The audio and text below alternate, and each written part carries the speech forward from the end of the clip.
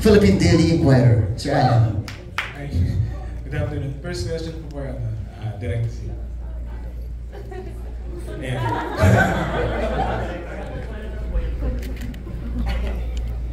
So, ayun po. Parang hindi na nabago sa inyo yung mga projects na may fantasy. Pero ano yung kinaibahan na itong My Guardian yun from the others?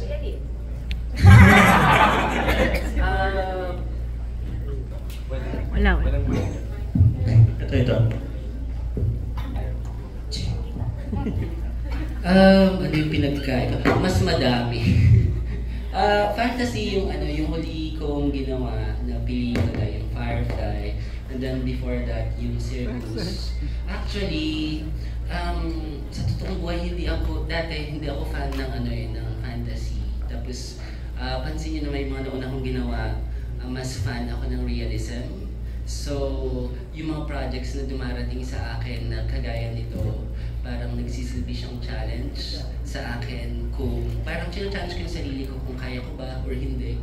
So with that, ang dami-daming iba pagdating sa akin. Kasi ang daming first time ko itong gagawin, itong mga kumbaga chroma-chroma, yung mga gano'n, tapos magpapalipad, first time. So, which is, ikinatutuwa ko naman kasi mas marami akong natututunan bilang isang direktor. Tapos, iba din kasi yung kapag sinabi na fantasy, kapag kinakabit kasi yung family, yung konsepto ng family values, mas yumayaman yung serye, mas lalo mong ikinaka-proud, mas lalo mong ipinagpapasalamat na kasama ka dun sa project. Parang gano'n.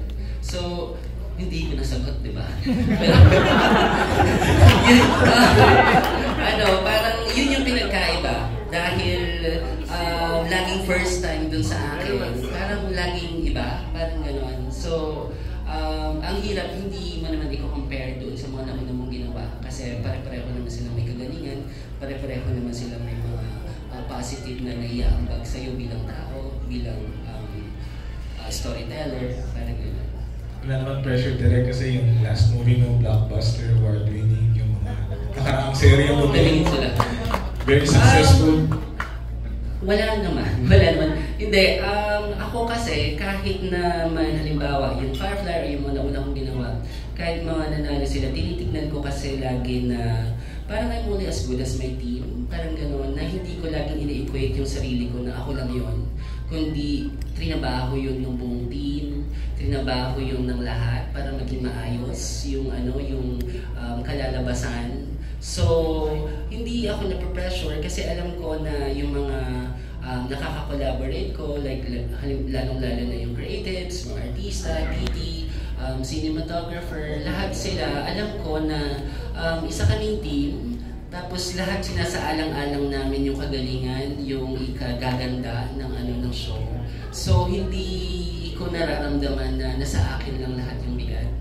Kasi tinitignan ko na part lang ako ng isang team. It's just that nagkataon na ako yung director, ako yung magli-lead, leader ka, hindi ka boss, parang gano'n. I-check mo lang, pagsasama-samahin mo lang yung kagalingan ng bawat departamento, tapos i-check mo kung paano mo siya kumbaga titimplahin, para maging may palabas ng material yung pinaka-best na version niya na dapat. Which is yun naman yung aim namin lahat. Gumawa ng magandang serye, lalo-lalo na nagtatanghal, nagpapakita ng pagpapahalaga, values. Yun naman talaga yung gusto namin, parang gano'n, higit sa lahat. Speaking of team, ano pong ang reaction nyo when you found out you'll be working with Marian Rivera and Sir Gabby Concepcion? And ano sa tingin niyo yung special sa working chemistry nila? Ako siya, na-post ko na to sa Facebook na-like na ng marami. Charot. Na-share na nila. So, yun yung actually, never ko na-imagine na makatrabaho ko si Marian, si Sir Gabby. Actually, silang lahat, parang gano'n. Kasi ako nung nagsisimula ako, alam naman natin lahat, nagsimula ako sa India Nagsimula ako sa hindi naman siya sa gigilid. Kundi hindi ko nakikita yung sarili ko na mag-work sa mainstream. Which is nung nangyari na, mas sinanggap ko yung challenge kasi mas may nakita ko yung somehow responsibilidad bilang storyteller na mas madami yung nakakanood sa'yo, mas baka yun yung pressure pala. Mas may pressure sa'yo na magpakita sa kanila ng maayos, ng maganda. Lalong-lalo na syempre si Marian yun, ang dami-dami niya followers. Patay ka kapag nagpakita ka ng pangit, di ba? So parang ganon. So mas yun yung naging pressure na mas higit pang pagbutihin kung ano yung ginagawa. Tapos ano yung next question? Ang habang sumagot, di ba? Yung chemistry. Ayun, simula pa nung umpisa, kasi sorry ko wala ako eh. Nung nakita ko sila doon sa set, maaliwalas kasi lahat yung yung aura nila. Like kunwari, specifically yung pamilya, na pag nakikita mo sila, parang nakangiti ka lang talaga. Parang gano'n. Na ang aliwalas, ang liwaliwanag ng baligid, na mas bagay sila doon sa show, doon sa series, doon sa kwento mismo. Mas yun yung lagi kong nararamdaman. Na kapag dumarating sila, pag nakikita mo sila, alam mo yun, yung napapangiti ka lang, or parang umaaliwalas, lumiliwanag yung lahat. Yeah. Thank you, Direk. Thank you, Direk. Thank you, Sir Alan. Next, we have Ms. Rose Garcia of PEP.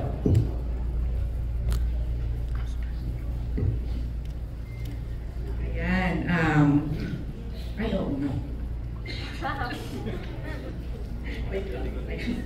Ayan. Siyempre sa Primetime Queen na nagbabalik after more than 5 years. So, kumusta naman yan? Unang tanong, bakit itong My Guardian Alien ang napili mong pagbabalik? Then, second question, kumusta yung naging adjustment considering na you have busy schedule din nung ginawa mo to, di ba? Ginagawa mo. Yun muna. Well, nag-present sa akin yung GMA. Tapos ito talaga yung napulsuhan ko na sabi ko, ay, ang ganda nitong gawin kasi bago sa akin at sure ako mapapanood ng mga anak ko. Kasi gusto ko gumawa ng isang serye na kayang panoorin ng mga anak ko at magiging proud ako. Sabi ko nga, ito na yung time siguro na moment ko sa buhay ko na sa tuwing may gagawin ako, gusto ko maging proud yung mga anak ko sa akin. So ito yung My Guardian Alien. Nakita mo naman ang namin, OBB. Sabi ko nga parang worth it lahat ang paghihintay ng 5 taon para gawin ko. So, kumusta yung adjustment mo? Adjustment, nung una talaga na sumabak ako sa kanya, nahihirapan talaga ako. Kasi after 5 years, nagbabalik ako so hindi ko alam kung saan yung angulo ko, nasaan yung lighting. So, nangapak talaga ako. Sabi niya, utsisera na ako. Hindi, nangapak talaga. No, even the lines kasi, parang medyo nahihirapan. Lahat parang hirap mag-memorize ng lines and everything. Pero dahil sa tulong ng mga tao sa paligid ko, naging madali para sa akin yung trabaho ko. Special mention to Mir, yung aming PA. Walang sabi sa akin sa set, kasi may mga eksena ako na alam nang nakaba yung mga linya. Kung pinupuntahan niya ako ahead of time. Tapos si Direk hindi din nagkukulang sa akin kung ano yung mga dapat ko. At dapat kong ipakita ang acting dito sa soap na to. Kasi bago magsimula ang lahat, nag-usap kami.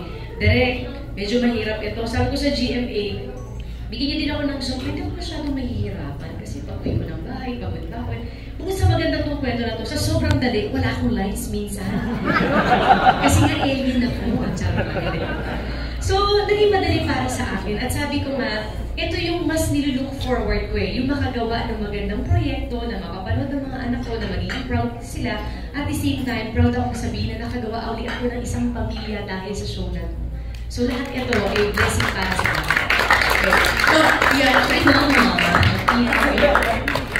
yan, kayo ni Gawi, alam naman ang lahat, diba? Supposed to be ilang years ago ba to? Ilan na ba tayong pagkakataong hindi nagkatambal? Mga 4? Nagalit na galit ka na sa akin. So, 4 na beses na pala na dapat na finally natuloy na. So, how was it naman working with the Gawi Concepcion? Napakagaang katrabaho ni Kuya Para kumbaga sa pagkain, walang tulang kabigin sa kanya. Napakabait katrabaho, napakagaang katrabaho. Tsaka yung mga moment namin, mahilig siya mag-joke So, ginagawa niyang light talaga yung mga pagkakataon. Tapos yung mga pagkakataon na na-appreciate ko siya na pinag-uusapan namin yung mga buhay-buhay namin. Nasabi ko ay, Kaya ang tanong, kung meron ka man gustong isang sa inyo na gusto mong maging magpalit kayo for one day, sabi ko siya, kasi nakita ko kung gaano niya kamahal yung pamilya niya at yun na-appreciate ko sa kanya. Napakabuti niyang tao. So how was it working na kita Gabi at Ayan na? Gabi. Gcash mo na lang. Then yan, last na, ikaw ba personally naniniwala ka sa alien? Dahil ginawa ko to, oo. Kung ano yung ginagawa? Kaya manood kayo, malay nyo mamaya magpakita sa inyo, di ba? O seryoso, dahil ako siya naniniwala. Hanggang ngayon naman hindi rin. So, minsan kasi mahirap paniwalaan ang mga bagay na hindi mo nakikita. Diba? Mahirap sabihin na oo, pero hindi mo naman nakita. Ngayon kasi ang pinagbabasin natin yung nakikita. So, malay naman natin meron. Max, ano sa palagay mo? Naniniwala kaming lahat. Mamaya pupuntahan ka sa bahay. Kanina hindi. Ngayon naniniwala. So, final answer. Maniniwala ako. Maniniwala ako kasi ang ganda ng kwento niya. Kung totoong may ganitong klaseng alien sa buhay ng mundo ng tao, para ang sarap niyang maging kaibigan. Okay. Thank you. Miss Rose, thank you so much. Miss Marian, thank you as well. Next we have Sir Dondon Sermino of Abante. Nanakabarong. Siya po ba ang host today? O magsi-speech ba si Sir Don? Okay, go ahead, sir.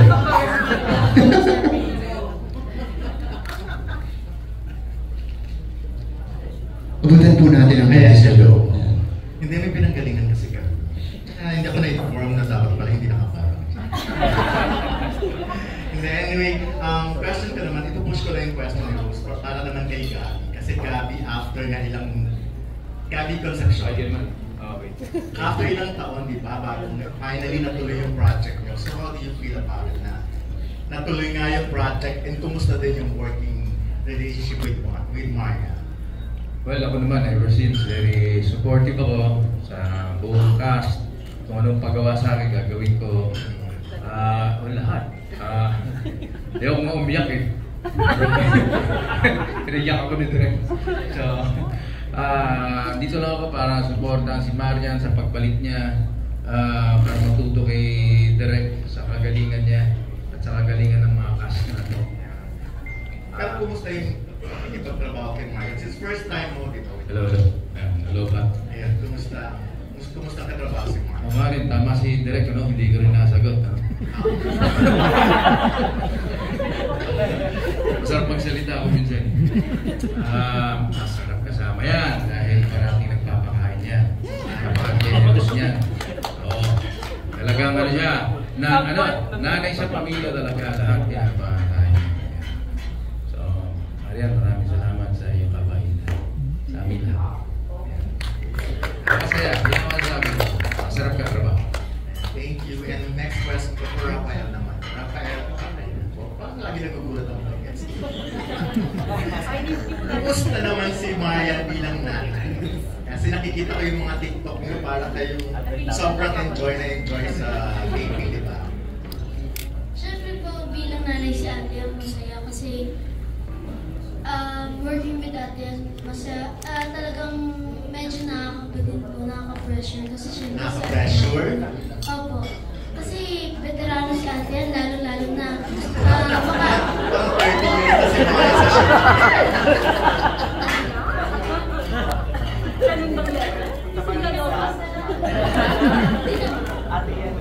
Basta kasi totoo po yung sinabi ni Kuya Gabi, lagi kami naalaga ni ate, lagi kami busog sa sensyon. So, Tigas mo na lang mamaya ate. Bakit nag-pressure ka dahil? Yung una po, pero nung patagal na patagal po yung taping, nagiging komportable na po ako with ate yan. Saka yun po. So, anong pakiramdam pag nagtitiktok kayo? Sino nag-start ng TikTok sa set? TikTok. Siyempre po ako. So, gusto mo siya uling makatrabaho like? Siyempre. Ayan, thank you very much. So, Marian, kasagot na lang yung nung kay Rafael, reaction nung kay Rafael na, dahil do veterano ka na. Grabe naman mga veterano. Parang ikaw lang nakabarong pa ngayon. No? Kaya ako na. Veterano ka din. Ayoko naman. Hindi, yun nga, yung ganun yung pagtingin sa'yo ng mga trabaho? Okay lang yun, ganun talaga Hindi ka eh. talaga magluto. At first talaga, lahat naman ng bago sa paningin at bago mong katrabaho, kakabahan ka naman talaga eh. Lahat naman nagdadaan doon. Siyempre, ang maganda yan, habang nagtatagal yung pagkakataon, at least nakikilala namin isa't isa, nakaka-adjust kami. And si Rafael, mahusay na bata, magaling umarte. Tsaka ang cute-cute niya. Actually, isa nga yung sinabi ko, niyakap ko siya, buti na lang mabango siya. Kasi palagi kami magkayakap, pag magka-kiss, di ba? So, very conscious si Rafael sa ganun. At natutuwa ako doon at palagi kong sinasabi sa kanya, dalihin mo yan hanggang palaki mo na maging conscious sa sarili mo na always look presentable lagi sa makakatrabaho mo. Kasi ganun si Rafael. Oo. Meron ko mga trabaho maasim. Okay, thank you very much. Very special impression. Nagkaroon talaga ako para sa iyo. Maraming salamat. Ang lupit ng habol na question ni Sir Donald. Yayakapin kita mamaya. Titignan natin, ha? Thank you so much, Sir Donald. Next, we have Sir Romel Gonzalez of